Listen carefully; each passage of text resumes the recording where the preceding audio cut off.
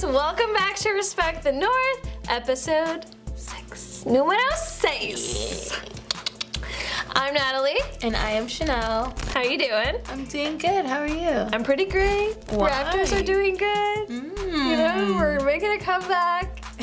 I'm not gonna curse it, but you know, I'm very excited. Fingers. Don't hope to die, but cross your fingers. I know, no needles in my eye. Yeah.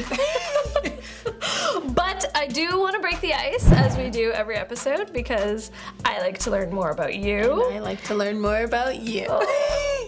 And we like for you to learn more about us. Because you should know about us. Yes, you should. And later on, we have a very special guest joining us for a bit of a heated conversation. It's a super controversial topic right now. The legalization and potential ban of abortion in certain states in America, the future for Canada, and so we have a guest who's going to come on and talk to us. She has an opposing viewpoint, but we're having an educational conversation. It's really, really interesting. Yes, and of course, we cannot forget This Week in Toronto, aka TWIT. We will be talking about restaurants and their new rules for drinking, day drinks. So get excited, guys. Getting day drunk. Let's do this. Bam! Bam, bam, bam.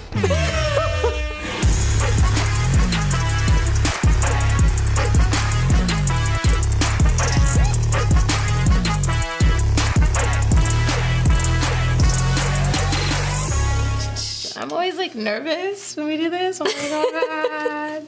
Is that a long What question? ridiculousness will it be today? Oh my god, I just saw the word cheating and I'm like, oh great. Okay. Can of worms here. If you were secretly cheating on your partner with another person and while on a date, you noticed your partner with another person, what would you do? Oh my god. Okay, so me and Joe Schmo are cheating on my boyfriend, Roger. And then I see Roger walk into the same bar with me and Joe Schmo with Carmelita. Yes. We'll call her Cara. I mean, you're kind of screwed because you can't go there and like call him out. I'm busting his ass. Yeah, but he's gonna be like, "What are you doing with Joe Schmo?" That's my Who's brother. that dude? That's my brother. No, I'm just joking. because you have a ton of siblings, you can't just pretend that they're all your I'm siblings. joking. I wouldn't do that. I wouldn't do. So what would you do? You didn't say what you would do. I think I would like not say anything at that point, but like, you know, be like, "Oh, how was your Friday night? What'd you get up to?" See if he'll lie straight to my face, and then, well, I mean, if you're both cheating to begin with, like, it just needs to finish. Just like, leave. if you're cheating and you see that he's cheating, then you know that it's just not working. It's not gonna. Yeah. And there's no point in continuing. Yeah, I probably wouldn't even. I'd wait till he got home and be like, all right, so I saw you tonight at the same place and I was with somebody too. Maybe we should just not do this right now. Do you think it would be like that civil of a conversation? No, because, you know, of course, he's going to lie. Like, I'm going to just be straight up and be like, okay, I saw you. There's no need to lie. Just be honest. He's probably going to lie. And then it's like, you know what? This is not even worth it. You go your way. I go my way. You know, I heard a song recently. Acting defensive, your screen lock, password protected. And like if his phone is password protected and he doesn't let you know the password, and she's like, obviously there's something that you don't want me to know about, like, let me check your phone, like, it's all in the lyrics, right? Yeah. And I'm sure a lot of girls can relate. Do you think that, what about that topic, like, do you think that there's something going on if he's super sketchy about his phone? Like, is that like a red flag? Maybe he's talking to someone that he doesn't want you to know about? No. Maybe there's like messages from Carmelita, or pictures. I don't think so. But then again, when I was in a relationship, I had a phone and he used my phone for everything. like literally everything. Like called everyone on my phone, used everything. He didn't have a phone until later. He didn't have. Yeah, a phone. his mom called me on that phone. His grandmother, everybody called me. So I'm not used to this whole password thing. I'm not really privy to this new way. It's but tricky. I would think it's sketchy. Like, you know, the whole turn the phone down over on the table. Oh yeah. You know, that's why I have no notifications on my phone. Well, that's the other thing too, right? When you turn off all the notifications on the lock screen, then like, why? Oh, it's because you don't want your phone buzzing all the time. Like, that's my reason. Why are you giving me that? Welcome back, guys. We are going to have a very interesting conversation with our guest today, Josie from Campaign Life Coalition. And she's here to talk to us about what she does with the coalition and also touch on the recent controversies that have been happening within North America with the changes towards abortion and legalizing or reversing that. And so, Josie, welcome. Thank you. Thank you for having me so much. Great. So, first off, tell our viewers, define pro-life, pro-choice, any other terms that are very common in this kind of conversation. So, a lot of people will define them differently, obviously. I like to just define pro-life as being morally opposed to abortion and thinking that it should be illegal as the result. The reason being that pro-lifers have very diverse views and I don't want to be too exclusive. However, I'll also use the term pro-life just to mean in support of life-affirming practices. But generally, I use it to refer to being anti-abortion. Pro-choice generally means that you're for the legalization of abortion. You think that abortion should be accessible. Doesn't mean you personally choose abortion, but you think that that should be an option available to women. Right. Okay. And you're from Campaign Life Coalition. Tell us a little bit about it. So Campaign Life Coalition is the largest and oldest pro-life organization in Canada. Okay. So we do a lot of work to nominate and elect pro-life candidates, to develop pro-life policies, and to educate the public through events such as the March for Life or Life Chain, which happens in October of every year and is a way for people to engage in their local communities if they can't travel to Ottawa for the National March for Life. Yes. A little bit more on the personal side. Do you have kids? No. I hope to. Yeah? Hope to. How old are you? I'm 23. Okay. But I am engaged. Congrats. Thank you. And I really want to be a mom. I used to want to be a philosophy professor, and then I realized, you know what, I want to have 11 kids. That's my goal. Oh, 11. 11 kids. Wow. And I realized that being a philosophy professor at the same time would be pretty difficult. Is there something that led you to work for the coalition? Like, did something happen in your life that led you to start working in that direction, to pro-life? I was always pro-life, but the more I learned about the issue, the more motivated I became to be involved, especially when I read the stories of both women who had chosen life when faced with a crisis pregnancy and women who had chosen abortion and then came to regret it. Just the contrast between the women who felt so much grief and the women who still were facing difficult circumstances, raising a toddler often in less than ideal circumstances, but that they felt so much hope still, and that child became like the reason to get up in the morning and everything. And I just felt like we were doing a disservice to women that many felt like that was their only choice in that circumstance. I see that you guys do a lot of peaceful protests. Yes, always peaceful. Yeah. We will not work with an organization that does not have that same commitment. Your colleague from Pro-Life Coalition in October last year was a little bit in the news because she was assaulted by a man who, she was on the street corner holding a sign, very peaceful, and he assaulted her very violently because he didn't agree with her views. It's a baby. If someone was raped and she gave birth and she decided to kill her 3-year-old child. I meant to get your phone. Someone call the cops. Meant to get your phone. Do not touch me. Now, were you there? I wasn't personally there. I heard about it afterwards. I was doing my own activism at the time. Okay. And so have you ever experienced someone coming towards you, like, in an aggressive manner? Luckily, I have not been physically attacked. I've had the sign that I was holding grabbed at or kicked. I've witnessed that happen to others. Certainly people acting aggressively, but I haven't been kicked, luckily. Yeah. So, do you think there's anything that is being said by the coalition, like when you guys are out on the street? Is there anything being said that may trigger these people to want to feel like they need to attack you? Not saying that it's right, because it isn't, but is there anything that's being said that may evoke some anger in them? I don't think we are saying anything that would justify anger in itself. The problem is that people come into these situations with a prejudice against pro-lifers. I think that the movement is stereotyped as being anti-women, as wanting to control women's bodies.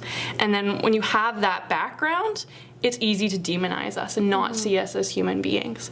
And I think that's what was kind of motivating that, is that the nuance has been lost in the conversation, and we desperately need to reclaim that and see that, you know, regardless of your position in this debate, we're all good-intentioned people. So what you, essentially, the belief is that everyone is better off bringing a baby to full term, raising it, or what are some of the options that women have if they want to practice pro-life but still don't feel ready to be a mother? Like adoption, or what are the other options that they have? Certainly we would advocate for adoption if they don't feel like they're ready to parent the child. We also think that a woman shouldn't be getting pregnant in the first place if she doesn't want a kid, so that means that there shouldn't be any rape happening. Obviously that is an ideal world. Yeah. But yes, we don't see that abortion is a moral option. Certainly in the short term, the woman might not feel like she's better off keeping the kid. In the long term, we certainly believe that most women will feel that way, and by just virtue of both human beings now get a chance at life. Most people want some sort of restrictions. We don't have any law whatsoever here, and we're actually the only country, only democracy to not have a law, only country in the Western world to not have a law on abortion. So most people want some sort of restrictions, be it, for instance, against sex-selective abortion. So I think that when Explain that, sorry. Yeah, sorry. I don't know what that is. I don't know what that is. Thank you for pointing that out. So sex-selective abortion is when a woman has an abortion specifically because of the baby's sex, usually a female child. That's so sad. So it does happen in certain communities in Canada. CBC did an investigation to reveal that. And unfortunately, it is legal in Canada to abort a baby girl specifically because she's a baby girl. So most people, over 90% of Canadians, are opposed to that. So I think just opening up the abortion debate will make people realize that, hey, you know, there are actually restrictions that I support. So I do hope that we will see people more open to the pro-life position, even if they don't adopt the same position. So you're saying as in me. Canada right now, someone can have an abortion at 39 weeks? Legally speaking, yes. They will have to find someone willing to do that. Yeah. However, a couple of years ago, crazy. there was an abortion at 35 weeks. Wow. Oh gosh. Yep. Okay. Yeah, That's I intense. feel like just hearing, because I didn't know much about what pro-life actually meant, and I feel like I'm in between. There are certain situations where I agree that you should have a choice, but then there's other situations where I feel like, no, you know, if you are going to have sex, you know, and It's a repercussion. yeah, this is the result, is we're here to reproduce. And so I'm kind of in between. If I were to think about when I was younger, I would say, yeah, my parents grew me up in in a time where it was like no abortions, no, like even when I was like 18, my dad was like no birth control. Wow. Like if you're gonna have sex and you have a child, then we'll take care of it as a family. That's how my family was. Now being an adult, I'm kind of like, oh, I understand, you know, everyone should have a choice, but there's certain things where I'm just like, I feel like people sometimes abuse the laws sometimes. Well, I feel like, personally, my understanding is that in a lot of the states where it is legal, it's up until a certain point, right? Like up until, like not in Canada, obviously, but in America, for the majority of the states where it's legal, up till what week do they practice that? So it'll vary a lot for some states. I know that New York, for instance, that they permit abortion up to birth and even potentially past that, actually. Yes. So a woman will birth a baby and then they will do something to eliminate. Yeah, so New York is one example where if a baby is born following a failed abortion, i.e. the abortion was not successful, then the policy often is to let that baby die. They will not provide help for that baby. That is also the case in Canada.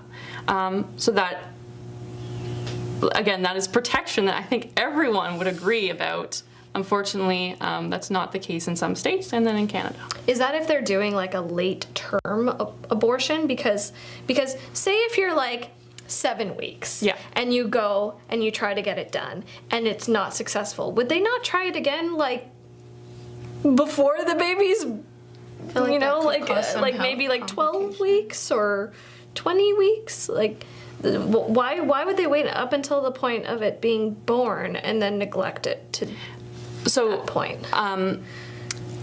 Early on, of course, the fetus won't have any chance of surviving outside the womb, but they have to still remove the fetus when he or she is dead. Yes. So later on in pregnancy, if you're having an abortion, then the fetus will still be removed, and then of course sometimes that fetus is actually alive. Right.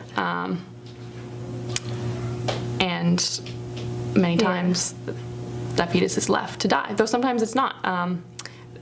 There are survivors of failed abortions, such as Gianna Jessen and Melissa Oden, and they live with the consequences of a failed abortion as well. Gianna Jessen has cerebral palsy, and she says that abortion was intended to kill me. And so thankfully there are some cases where the child was still saved. Wow. Yeah, it's I didn't even know that existed. I mean, I'm not excited at all, by any means. I think I had no concept that was even practiced. Do you notice that certain groups, cultural groups or racial groups, sort of seek out abortions more than others? So I don't know anything about that in Canada. However, in the United States, it's not so much certain ethnic groups seeking out abortions, but a lot more Planned Parenthood clinics are in low-income neighborhoods, which happen to be neighborhoods with a lot of Black women. So in New York City particularly, over 50% of Black babies are aborted rather than being born. 50%? Over 50%.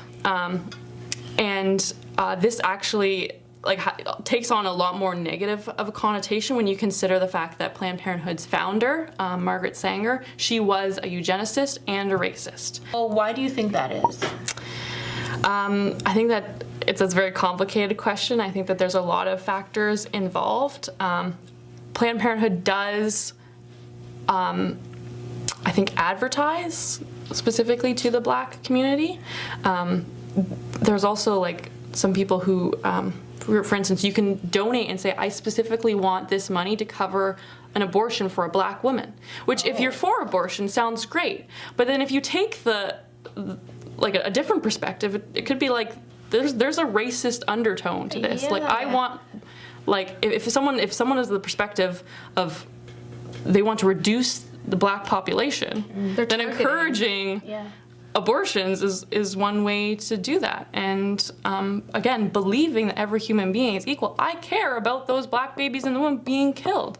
I think that their lives are valuable, and I think it's really sad if we're in a situation where women are feeling like abortion is the best situation. I think that regardless of our positions on the issue, we should recognize that as a failure of society, that more women are choosing to kill their children than give birth to those children. Well, I could speak a little bit for the Black community.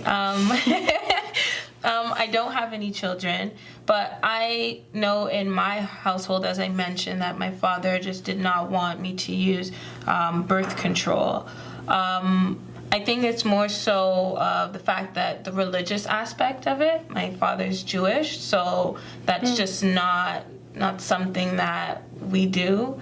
And my mother's Christian, so that's something that we wouldn't, like an abortion is not something practiced. However, sometimes in any community, I feel when parents are really religious, that kind of makes the children scared to let their parents know what's going on. And they invoke fear. And so that could be something that goes on in the Black community, where there's invokes fear on parents, and just the community leaders invoke fear on us having children. Because if we were to look at that stat deeper, I would probably think it's more so women ages like 15 to, I don't know, let's say 25. Because where I'm at now, would I have an abortion? No, I'm pro-life. But if something were to happen to me at that age, between 12 and maybe like 23, I would be like freaking out, like, oh my God, depending on how I got into that situation, whether if I was raped or if it was consensual and whatnot. So I'm not sure exactly why either, but I do think there's a lot of little cultural factors, and the fact that they're targeting our communities is pretty I can agree sad. too, and I mean, obviously I don't identify with that community, but I think age plays a big key. It does. I'm 31 now, and now where I am in my life and my relationships and my career, if that were to happen, I do take contraceptives, so I mean that would be very complicated to happen, but if it did happen, it would be something I would more easily consider.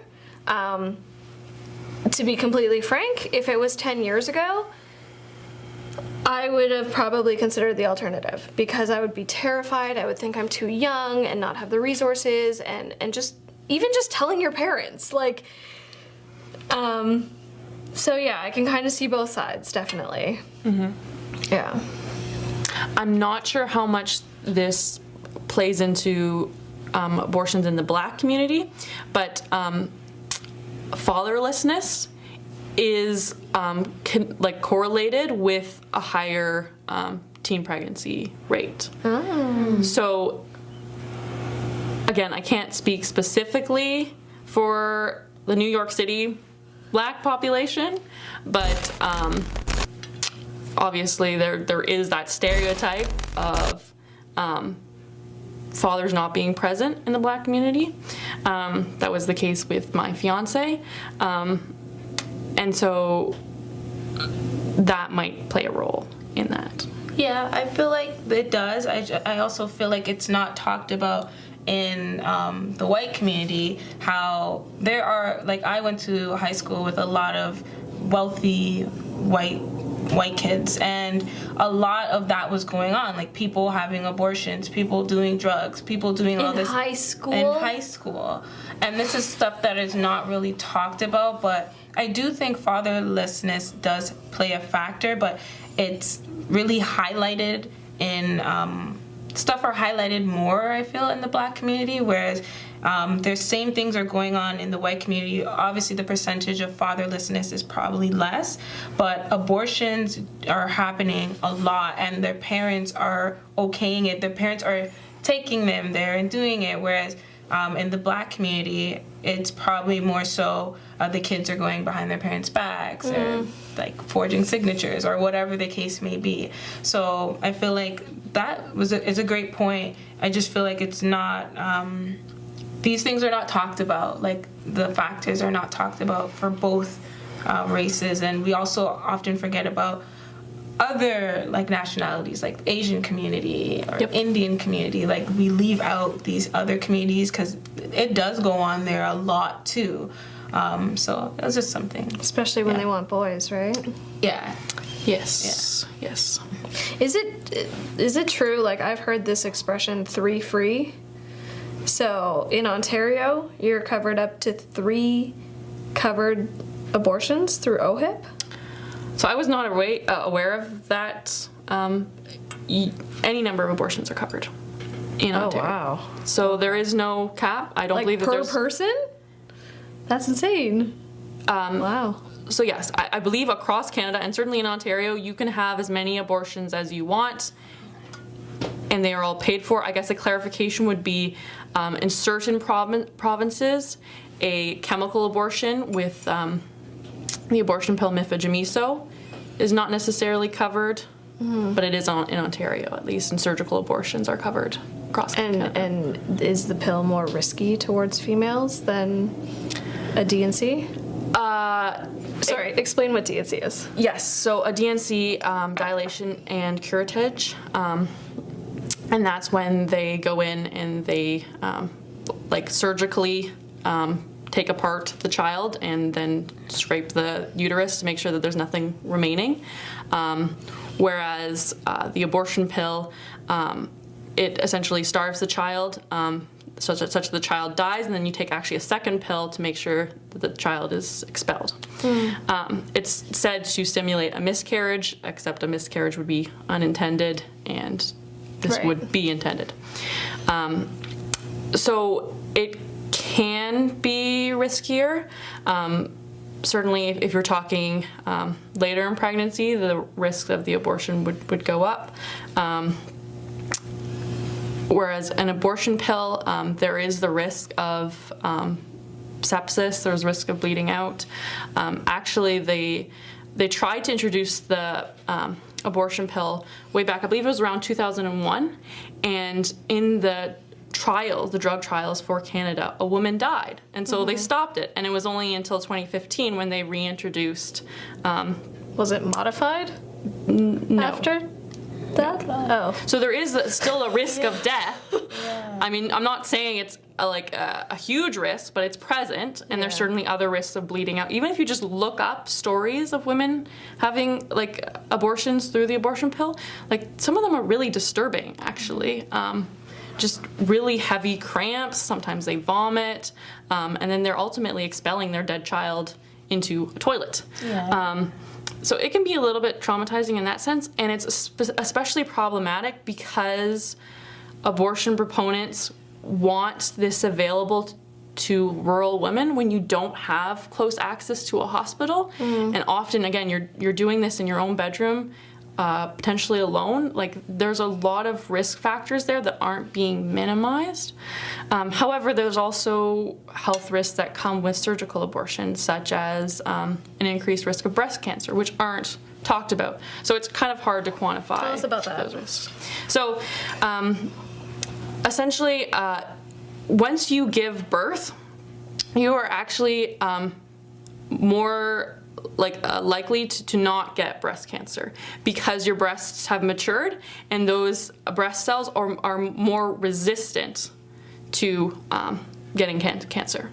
So when you become pregnant, of course, your breasts start growing. That is a noticeable symptom of pregnancy. So what's happening as your breasts are growing is that your cells are rapidly dividing. So if you halt that process, of course, we know that cancer can happen when cells are rapidly dividing. You leave those cells actually at greater risk of breast cancer developing, as opposed to carrying through that pregnancy to full term.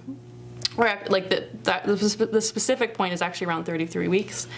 So if you make it to that point, then you have that protective effect against breast cancer. However, if you interrupt that process, your breast cells rapidly dividing, but then the process is stopped, then you're actually more at risk for breast cancer in the long term.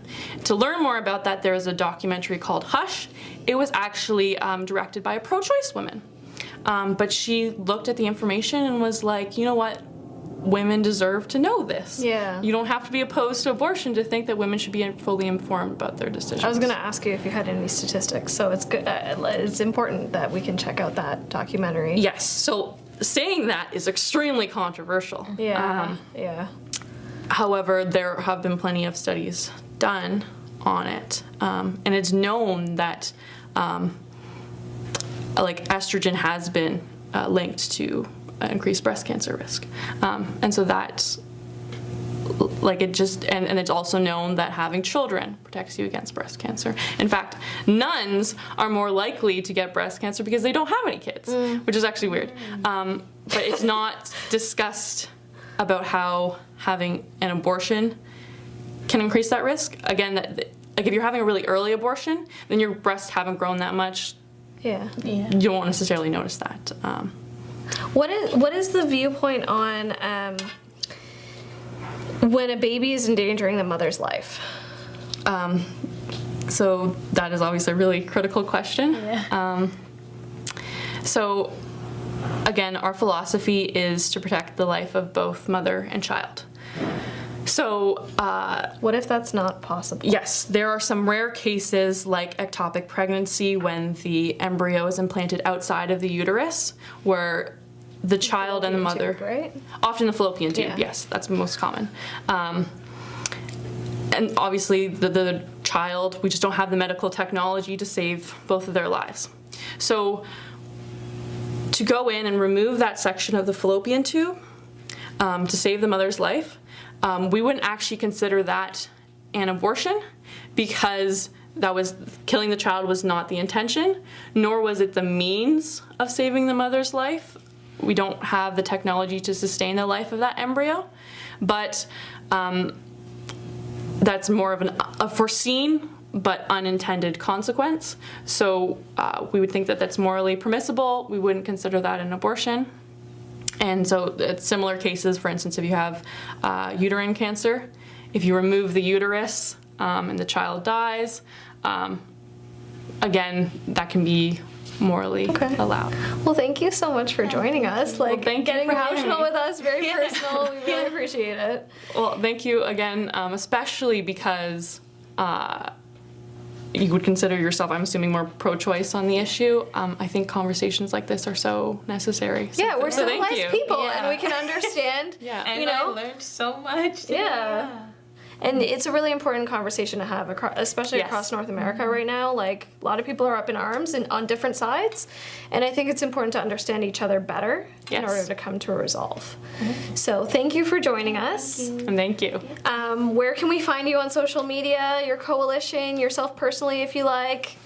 So I would recommend following at CLC Youth Pro Life on Facebook, Twitter, or Instagram. Please reach out to us. We would be happy to get to know you better and answer any of your questions. Awesome. Thank you so much. Thank you. All right, guys. So this week in Toronto, we came across some amazing news. They have modified the liquor license, I guess, the time when they can serve alcohol in establishments. From 11. Yeah, from AM? 11 to 9. Oh, yeah. Oh, yeah. This is a Day big drinking. deal. Yeah. So my question is, do you have a favorite bar that you like to Hell frequent? yeah, I do. Okay, girl, tell us. Well, I mean, it's like summer season. It's getting like hot and nice, patio weather. Everybody wants to be breathing the Yeah. oxygen. I love rooftops. Yeah. A really, really fun one actually is the Porch. It's above Rock and Horse Saloon, which is like a country bar, but it's really neat. Like, they have big buckets of like smoothie drinks, Oh, I like and smoothie you get a drinks. nice view of the CN Tower, and it's a great place to just chill out and hang out. And I've never heard of it. I gotta go there. if you want somewhere a little bit more mature, Oasis. around the corner. Really nice. Never heard of that either. What about you? I like to go to Socialite. It's like on Augusta. It's in Kensington Market. It's Okay. like right at the end. And sometimes they have parties there at night, but in the daytime, it's so much fun. You can go to the back, and they have like a deck back there, and people are playing cards and dominoes and music Sick. and DJs and all that stuff. So yeah, I like That sounds like a party. yeah, it's so much fun. Well, cheers to that one. Yeah. We'll be drinking early now. All right, guys, thank you for tuning in. We hope you enjoyed our episode, and make sure to stay tuned for episode 7. Make sure you go watch all of our old episodes too if you haven't yet. Subscribe, like, comment, tell your best friend, tell your mother, tell your grandma, Yeah. Tell everybody. your next door neighbor, and see you soon. See ya.